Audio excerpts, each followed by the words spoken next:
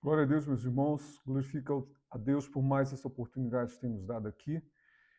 Nós vamos estar neste momento fazendo a leitura de número 140. Nós vamos estar abordando o livro de 1 Reis. Vamos estar lendo aqui os capítulos 15 e 16.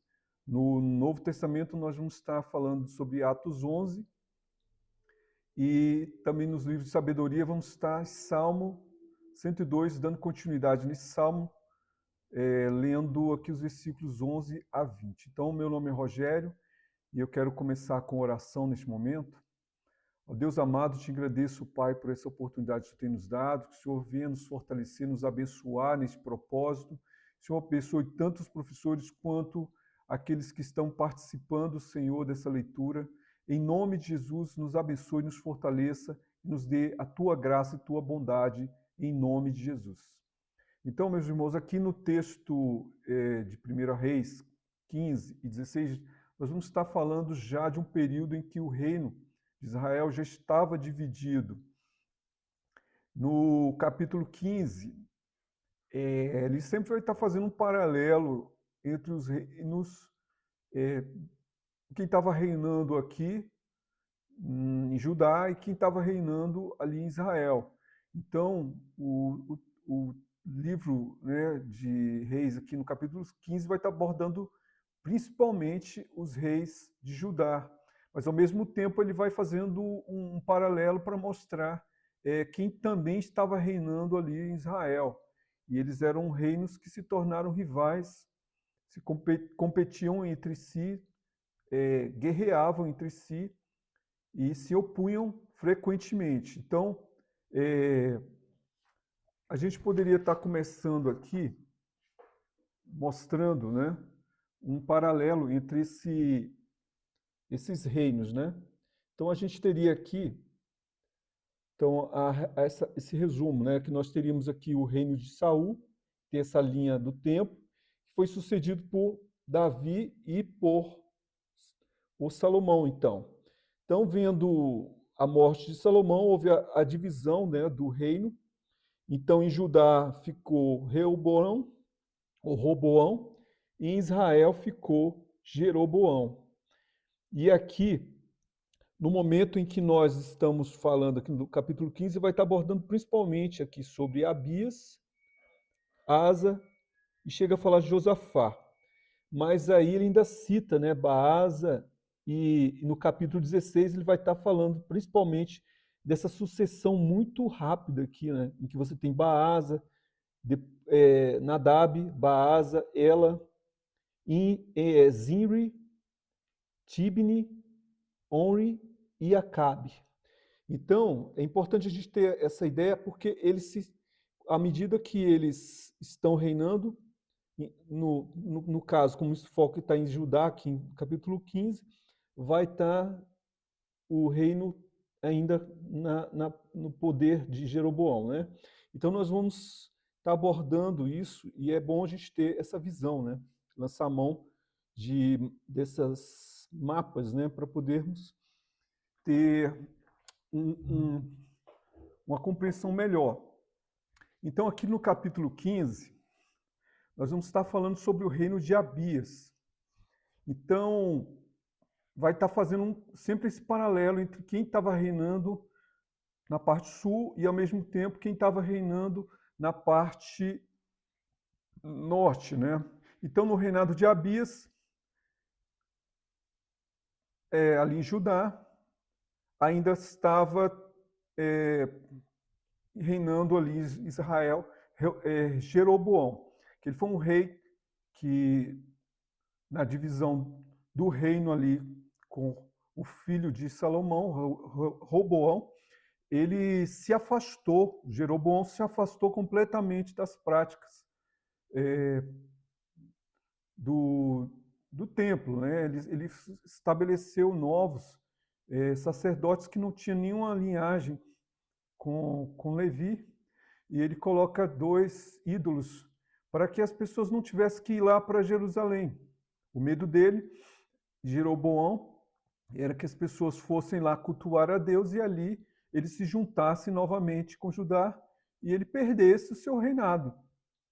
Então, Jeroboão iniciou essa prática e todos os outros reinos, todos os outros reis que se sucederam, mesmo aqueles que se opunham a ele ali, como sucessores, que destruíram a sua linhagem, eles vão continuar nessa mesma linha, porque eles não queriam perder seu reinado, com medo de que as pessoas voltassem para Judá e não tivesse mais o reinado ali na parte norte. Então, assim, Jeroboão estava ainda como rei ali na parte norte, e nós vamos estar falando sobre Abias, que era o bisneto de Davi. Então, o Abias ele passou a reinar, né? Ele era aqui filho de Maaca, né? A Maaca era filha também de Absalão, aquele filho de Davi que se revoltou e quis tomar o reino. Maacas era a mãe de Abias. O seu reinado durou muito pouco tempo, 3 anos. Ele também, assim como seu pai Roboão, não andou, mesmo sendo descendente de Davi, ele não andou conforme os passos de Davi, ele se tornou um homem que se apegou ao poder, mas ele não quis entender que para ser rei em Israel, ele precisava não apenas ser um rei, mas um homem que guardasse os preceitos. Então, provavelmente o seu reino não foi à frente, e só 3 anos ele reinou em Israel, e o texto bíblico dele, o texto bíblico que contempla isso está aqui em 1 Reis de 1 a 8. E nesse período, com certeza, ele esteve em conflito com Israel, com a parte norte, e ele veio a morrer. Vindo o término do seu reinado, né, passou a reinar no seu lugar seu filho Asa, que se tornou um rei, mas um rei que também se voltou para a mesma visão que ele tinha o seu antecessor, né, o seu patriarca, que era Davi.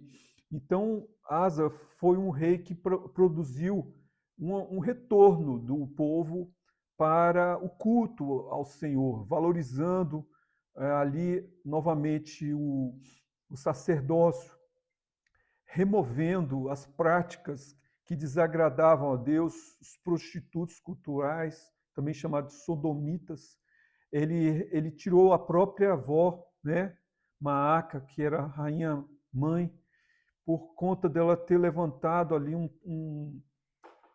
uma imagem, geralmente Azera, era um bosque que se levantava, assim como havia ali na época de Gibeão, que tinha também um culto a Azera, e ela também fez isso lá em Judá. Então, Asa ele foi uma pessoa temente a Deus, um rei que durante 41 anos ele foi rei em Israel e ele procurou levar o povo de volta à obediência a Deus. Então ele foi bem sucedido. Só que o problema de Asa é que ele, em dado momento, o conflito que ele tinha ali com Baasa, Baasa já era sucessor ali em Israel, porque o que é difícil muitas vezes a gente entender essa cronologia, né? Porque quando você está falando de Asa, ao mesmo tempo ali já a sucessão lá em Israel já mudou, né? Ele vai citar em paralelo e depois no capítulo 16 ele vai dar uma ênfase mais completa ao reinado de Baasa. Mas nesse momento em que Asa estava reinando em Israel, já era Baasa, né? E depois nós vamos explicar novamente com mais detalhes. Mas essa que é a dificuldade muitas vezes desse texto, de estar antecipando coisas e depois ele vai esclarecer melhor. Então lá no capítulo 16 nós vamos falar especificamente de Baasa, né? E como foi a sucessão até chegar no seu reinado. Mas aqui o que acontece? Eles também estiveram em conflitos, Asa e Baasa, e Baasa tentando complicar a vida ali de Judá, ele começou a construir a cidade ali de Ramá, e aí o que aconteceu aqui foi um descuido de fé ali de Asa, porque ele, ao invés de buscar o Senhor, ele procurou ajuda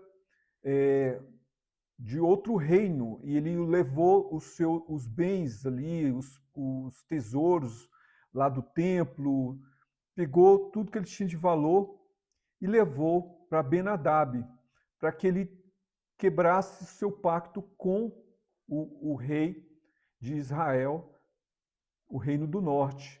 Isso foi algo que foi confrontado por Deus através dos seus profetas, e Asa realmente não se humilhou diante dessa situação. No final da sua vida, ele teve problemas de saúde, ele também não buscou o Senhor, já demonstrando uma decadência assim na sua fé, né? E ele foi rei em Israel por 41 anos. Já que no final do capítulo, né, 15, ele já começa a falar, dar uma pausa, né, sobre o rei de Israel, mas lembrando ainda que Asa foi sucedido por Josafá, que também foi um dos maiores reis de Judá, né? Então, Josafá, ele foi uma pessoa que também seguiu a linha de fé de Davi, assim como seu pai Asa. Então, assim, a história de Asa termina neste momento, e do capítulo 25 a 34 vai começar a falar ainda aqui sobre os reinos, agora de Israel, o reino do norte. Então vai falar aqui sobre Nadab. O Nadab, ele era filho de Jeroboão, e ele começou a reinar sobre Israel no segundo ano de Asa, rei de Judá. Por isso que eu mostrei aqui o, o gráfico, por conta dessa dificuldade da gente ver as linhas, né?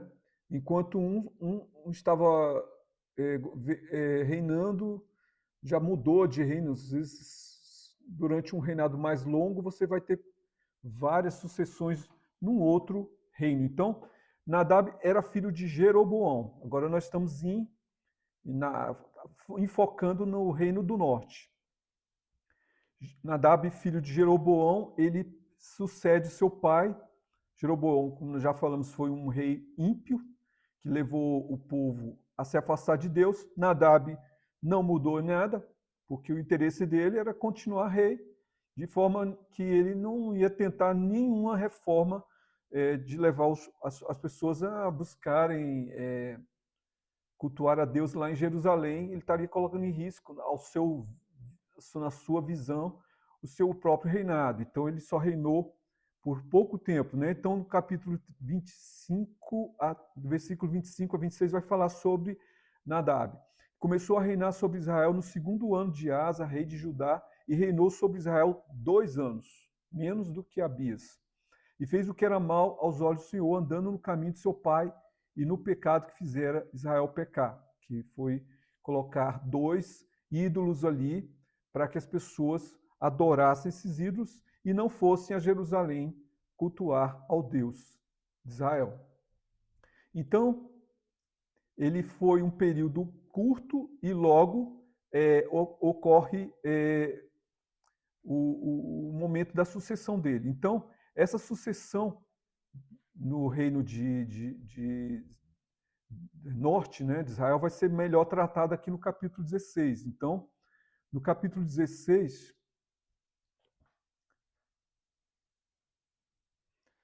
o capítulo 16 vai focar mais no reinado de Israel, mas ainda lembrando aqui no capítulo 15, nós temos que Nadab, ele foi morto por Baasa. Baasa, ele aproveitou o momento em que eles estavam ali numa batalha contra uma cidade dos filisteus, né? E ali ele aproveitou o momento e matou Nadab. Nadab só reinou por 2 anos. Baasa cumprindo o propósito de Deus, já exterminou a descendência de Jeroboão, porque já estava sido profetizado que a sua descendência ia ser exterminada por conta do que ele fez, do quanto ele levou Israel a se afastar de Deus, e em nenhum momento ele procurou se rever diante de Deus. Então, Baasa mata o filho de Jeroboão, Nadab, e destrói toda a sua descendência. Então, agora já no capítulo 16, nós vamos estar falando especificamente de Baasa, que Baasa, ele cumpriu o propósito de Deus, a ira de Deus contra a casa de Jeroboão, mas Baasa, ele continua na mesma visão. Ele também não queria que o povo deixasse de adorar os ídolos que Jeroboão criou e fosse lá para Judá e voltar a ter comunhão. O medo dele é que houvesse uma unificação do reino novamente. Então, ele preferia que a visão de Jeroboão, por mais que ele tivesse destruído a sua casa, ele só estava preocupado. Foi interessante para ele cumprir o propósito de Deus, destruir toda a família de Jeroboão, até porque ele teria mais tranquilidade, segurança, mas ele não quis, de forma alguma, se afastar do mesmo pecado que Jeroboão produziu, pensando simplesmente na sua segurança no seu reino. E a Baasa, assim como todos os outros reis depois dele, não vai se afastar dessa visão de levar o povo de volta às práticas ali no templo de Jerusalém e essas situações, né? Então ele vai ser repreendido por um profeta, né? O profeta Jeú, e fala para ele também que seu reinado não ia ser muito longo, né? Então, o capítulo 16, do versículo 1 até o 7, vai falar sobre esse período de Baasa, da sua realidade ali como rei, né? Como ele não foi diferente do seu antecessor, né? Nadab, nem de Jeroboão.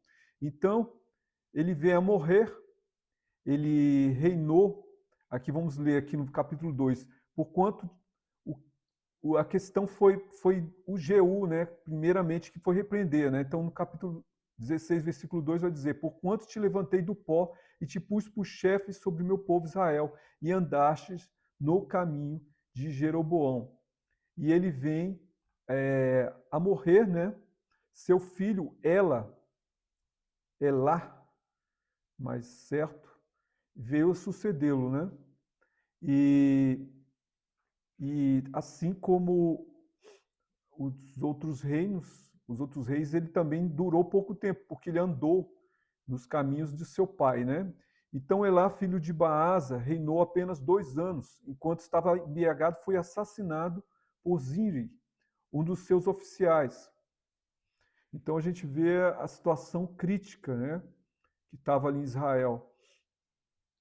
Eles não se voltavam para Deus, seus reinos eram ímpios, eles não tinham mais parte com as promessas, com a palavra de Deus, e eles eram continuamente traídos, e havia uma situação de violência constante ali. Então, seus reinos não duravam. Então, em 1 Reis 16, 9, dizer: estava Elá, né, em Tisa, bebendo e embriagando-se. Nesse momento, aproveitou ali Zimri e o matou.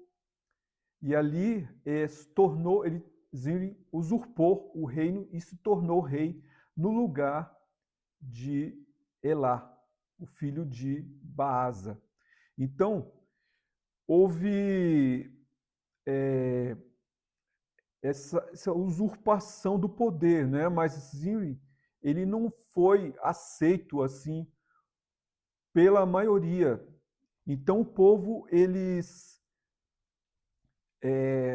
colocaram, né, entre o povo de Israel, eles decidiram. Teve duas linhas ali de sucessão. Uma foi Omri, que era também uma pessoa de relevância ali, mas também uma parte do povo de Israel levantou outra pessoa, né, como uma opção. Mas Omri foi lá e perseguiu Zimri, né? E Zimri se cerca ali, se fecha ali na casa real, e ali ele suicida, porque ele não tinha como enfrentar, né, essa oposição, ele suicida e Omri fica como rei. Mas havia ainda uma outra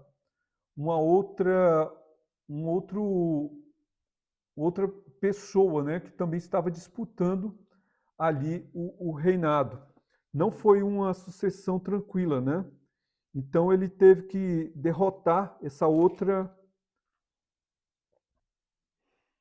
Então, enquanto Onri estava com uma parte do povo de Israel a seu favor, também tinha Tibni. E eles estavam disputando ainda quem se tornaria o rei efetivo, mas Onri ele prevalece e se torna rei, mas é a mesma situação, como nós já falamos, ele se torna o rei e continua seguindo as mesmas práticas, né, que os demais reis de Israel seguiam, né? Então ele se tornou também um rei em Israel. Versículo 25 diz assim: e fez Onri o que era mal aos olhos do Senhor, e fez pior do que todos que foram antes dele. Então, ele reinou em Israel, e ele estabeleceu no seu tempo, ele comprou por 2 talentos, né, de prata, ele comprou uma região ali e ele construiu a capital, que seria a capital de Samaria, que é uma das capitais mais citadas aqui dentre esses reis de Israel. E ele foi sucedido, Onri, pelo seu filho Acais. O Acais é aquele rei dos piores reis. Apesar de ser um dos piores, ainda pior que seu pai, Onri, ele se casou com Jezabel, que era descendente dos Sidônios. Ela estabeleceu ali o culto a Baal e afastou completamente o povo de Israel, quem tinha o culto, né, ao Deus de Israel. Ela afastou completamente e levou Acabe a tomar as piores decisões perversas, né? Apesar de toda essa maldade, Acais ele teve um reino até um pouco longevo comparado com outros, mas era uma sucessão de más ações. E assim, o que vai trazer alguma luz nessa história é exatamente o momento em que Elias começa a aparecer e trazer realmente uma luz nessa história, né? De tantas situações controversas, difíceis, de impiedade, mas Acais ele ainda se arrependia, dados momentos que ele era repreendido, e até ali Deus ainda permitiu que ele seguisse ainda à frente, até que chegou o momento em que ele realmente foi morto, né? Mas isso aí vai ser mais para frente. Mais para frente nós vamos estar falando isso nos capítulos seguintes, mas até aqui foi o começo do reino de Acais. É muito difícil falar com muitos detalhes, porque são muitos reis, eles eram curto tempo de permanência e logo né, havia uma insurreição, derrubava-se aquele rei. Acais ainda continuou por muito tempo, foi um rei ímpio, mas que teve um reinado até longevo, né? E aqui no final do capítulo vai falar sobre a reconstrução de Jericó, que Riel, né, o Betelita, edificou Jericó. E aí se cumpriu a palavra que foi dita por Josué. ele perdeu seus 2 filhos nessa reconstrução, porque Josué está aqui registrado em Josué 6:26, diz que maldito diante do Senhor seja o homem que se levantar e edificar essa casa de Jericó. Então, assim como ele ergueu Jericó, nesse processo de reedificação, seus 2 filhos morreram, assim como estava previsto pela profecia de Josué. Então vamos ficar até aqui e vamos estar falando agora sobre Atos 11. Então, Atos 11, nós temos ali o momento em que Pedro ele foi um dos precursores da pregação do evangelho para os não-judeus, e ali os judaizantes, as pessoas que estavam apegadas ainda à lei, eles não entenderam aquele momento e questionaram Pedro sobre ele ter entrado na casa de gentios, na casa de Cornélio. Isso foi conhecido, foi algo de conhecimento deles, e Pedro teve que se explicar. Então Pedro vai repetir o que aconteceu em que ele estava ali em Jope, e quando ele subiu ali ao terraço, ele teve uma visão em que ele viu descer um lençol que estava sendo segurado pelas 4 pontas. Ele desce aquele lençol, na visão que ele teve, ele viu animais de toda sorte, animais impuros, que os judeus não comiam, e a voz diz, Pedro, ele estava com fome, né? E a voz de Deus disse para ele, Pedro, mata e come. Ele, não, Senhor, nunca na minha boca entrou coisa imunda ou impura. E aí a voz diz, não, Pedro, não trate como impuro aquilo que Deus purificou. E isso se repetiu por mais 3 vezes até que se recolheu esse lençol. E aí bate ali na porta uns enviados de Cornélio, que foi uma direção de Deus para que ele buscasse em Jope ali um homem chamado Pedro, que estava ali, em determinada casa, e aí a voz do Senhor fala para ele, para Pedro, que ele deveria seguir com esses homens. E ele foi com esses homens, que também revelaram para Pedro a visão de anjo que Cornélio teve, né, sobre a revelação de Jesus, né? E aí Pedro chega na casa de Cornélio e começa a falar ali, e o Espírito Santo cai sobre aqueles homens, né? Então ali Pedro viu que Deus também estava tratando com os não-judeus, chamados gentios, da mesma forma como os judeus. Deus estava dando a eles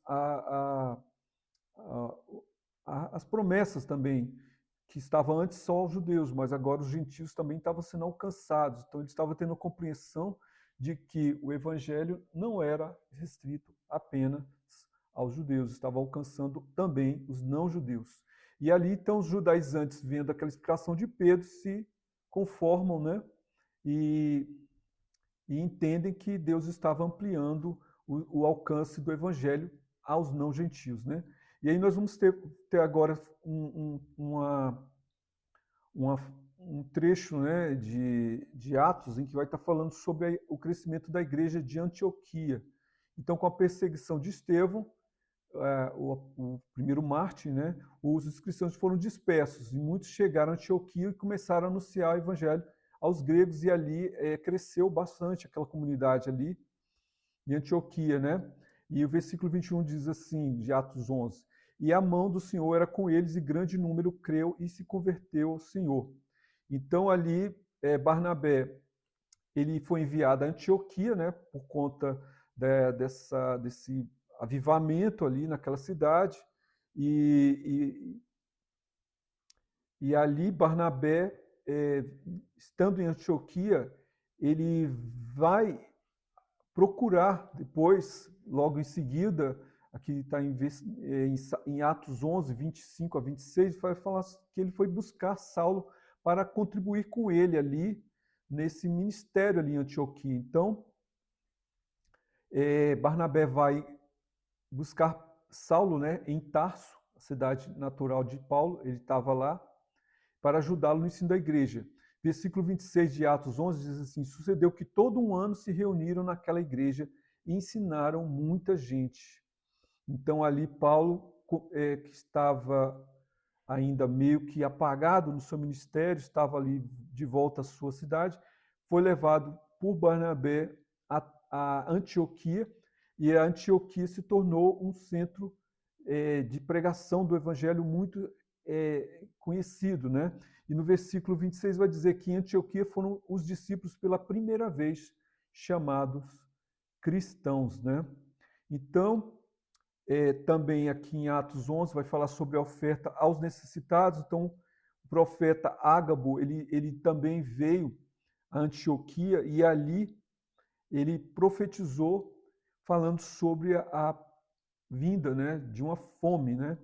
Então, versículo 29 de Atos 11, diz: os discípulos determinaram mandar cada um conforme que pudesse socorro aos irmãos que estavam em Jerusalém. Então, eles também praticaram as boas obras e acolheram e ajudaram, inclusive, aos irmãos que estavam em Jerusalém. Provavelmente por conta dessa fome e também da perseguição que era bastante acirrada, né, sobre os cristãos. Então, vamos partir para o Salmo 102, versículos 11 a 20. Ele já foi iniciado aqui na aula anterior, e o que a gente vai entender desse salmo, esse salmo ele é um salmo em que aqui não diz exatamente quem é o autor, mas ele é um salmo que na verdade é uma oração. No primeiro trecho que foi lido na leitura anterior, vai mostrar a angústia desse salmista no momento de aflição.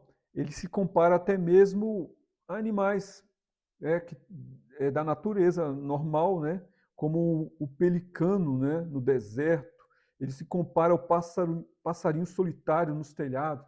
Ou seja, ele está tentando demonstrar a sua aflição, demonstrando o peso, né, da sua angústia, da sua aflição, e essa parte aqui foi trabalhada na leitura anterior, mas ela é a base introdutória, porque aqui onde nós vamos começar já há uma mudança nessa oração. Essa oração que estava sendo externalizada para Deus, e eu acho que é importante a gente entender esse salmo como uma oração, que ela tem seus momentos, né? Primeiro ele leva para Deus a sua angústia, a sua aflição, que eu acho que é muito importante para nós entendermos que nós temos que ter cuidado a quem nós externalizamos as nossas aflições, porque às vezes você vai levar para alguém que pode estar pior do que você e pode nem te ajudar, pode até te atrapalhar.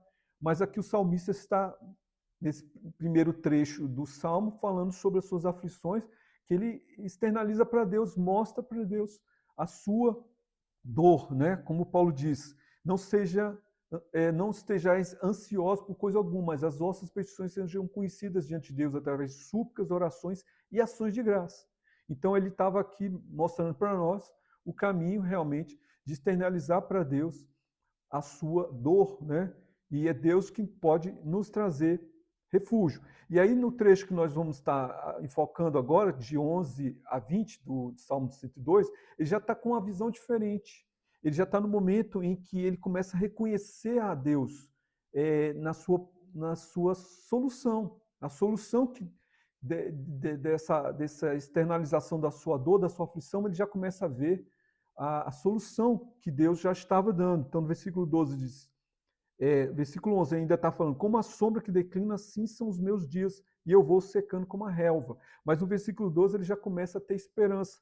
Tu, porém, Senhor, permaneces para sempre, e a memória do teu nome de geração em geração. No versículo 17 ele vai dizer, quando atender a oração do desamparado e não desprezar as suas preces. E antes disso ele ainda fala da reconstrução de Jerusalém. Ele ainda já está com uma visão realmente transformada, como se de alguém que a princípio estava aflito e agora já está vendo a solução de Deus, né? E o Senhor, do alto do seu santuário, desde os céus, olhou para a terra a fim de ouvir o gemido dos cativos e libertar os condenados à morte. Então, glória a Deus, irmãos. Esse salmo serve para a gente muito como um exemplo de para quem que nós devemos levar as nossas aflições, nossas orações e saber que Deus realmente está atento aos nossos pedidos e os nossos anseios. Amém? Então, glória a Deus por todas as coisas, que o Senhor abençoe a nossa semana, nos fortaleça, em nome de Jesus. Amém.